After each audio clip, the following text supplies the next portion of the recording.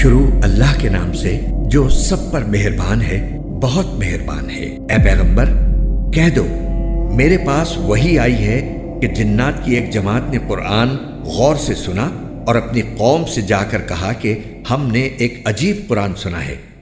جو راہ راست کی طرف رہنمائی کرتا ہے، اس لیے ہم اس پر ایمان لے آئے ہیں، اور اب اپنے پروردگار کے ساتھ کسی کو عبادت میں ہرگز شریک نہیں مانیں گے۔ اور یہ کہ ہمارے پروردگار کی بہت اونچی شان ہے،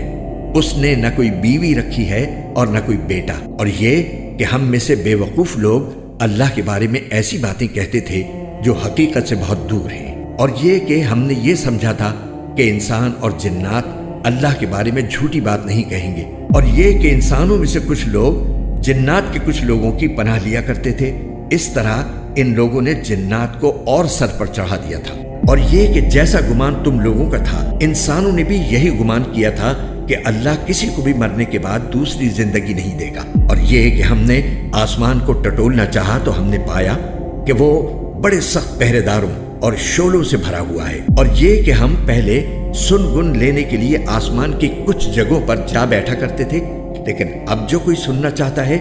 وہ دیکھتا ہے کہ ایک شعلہ اس کی گھات میں لگا ہوا ہے۔ اور یہ کہ ہمیں یہ پتہ نہیں تھا کہ آیا زمین والوں سے کوئی برا معاملہ کرنے کا ارادہ کیا گیا ہے یا ان کے پروردگار نے ان کو راہ راست دکھانے کا ارادہ فرمایا ہے۔ اور یہ کہ ہم میں کچھ نیک ہیں اور کچھ ایسے نہیں ہیں، اور ہم مختلف طریقوں پر چلے آ رہے ہیں، اور یہ کہ ہم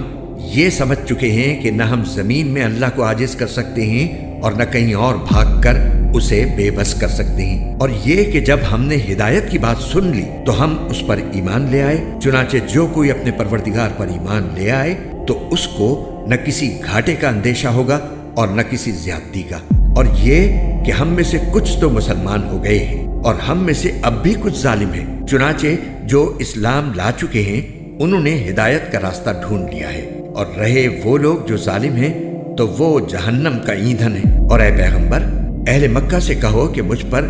یہ وحی بھی آئی ہے کہ اگر یہ لوگ راستے پر آ کر سیدھے ہو جائیں تو ہم انہیں وافر مقدار میں پانی سے سیراب کریں تاکہ اس کے ذریعے ان کو آزمائیں، اور جو کوئی اپنے پروردگار کی یاد سے منہ موڑے گا اللہ اسے چڑھتے ہوئے عذاب میں پرو دے گا۔ اور یہ کہ سجدے تو تمام تر اللہ ہی کا حق ہے، اس لیے اللہ کے ساتھ کسی اور کی عبادت مت کرو۔ اور یہ کہ جب اللہ کا بندہ اس کی عبادت کرنے کے لیے کھڑا ہوا تو ایسا معلوم ہوا جیسے یہ لوگ اس پر ٹوٹے پڑ رہے ہیں۔ کہہ دو کہ میں تو صرف اپنے پروردگار کی عبادت کرتا ہوں اور اس کے ساتھ کوئی شریک نہیں مانتا۔ کہہ دو کہ نہ تمہارا کوئی نقصان میرے اختیار میں ہے اور نہ کوئی بھلائی۔ کہہ دو کہ مجھے اللہ سے نہ کوئی بچا سکتا ہے اور نہ میں اسے چھوڑ کر کوئی پناہ کی جگہ پا سکتا ہوں۔ البتہ جس چیز پر مجھے اختیار دیا گیا ہے وہ اللہ کی طرف سے بات پہنچا دینا اور اس کے پیغامات ہیں، اور جو کوئی اللہ اور اس کے رسول کی نافرمانی کرے گا تو اس کے لیے جہنم کی آگ ہے جس میں ایسے لوگ ہمیشہ ہمیشہ رہیں گے، اور یہ لوگ نافرمانی کرتے رہیں گے یہاں تک کہ جب وہ چیز انہیں نظر آ جائے گی جس سے انہیں ڈرایا جا رہا ہے تو اس وقت انہیں پتہ چل جائے گا کہ کس کے مددگار کمزور ہیں اور کون تعداد میں کم ہے۔ کہہ دو